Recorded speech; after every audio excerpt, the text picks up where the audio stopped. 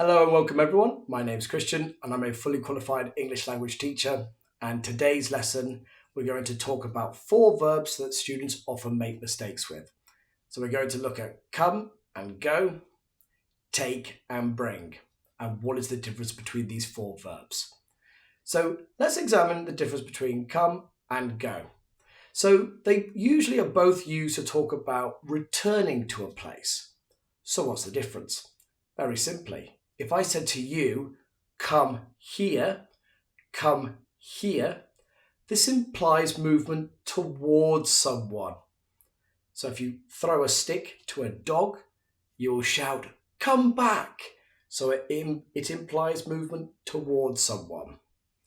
Now go, for example, go over there, that implies movement away from someone.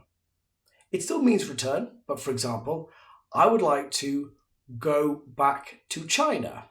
So I would like to return, I would like to go back to China.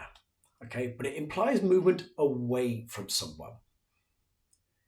And the same is for take and bring. So for example, my cup of coffee here. Can you bring me my cup? Can you bring me my cup? Okay. So bring implies movement towards someone. And the same with take. So can you please take my cup to David? Can you please take my cup to David?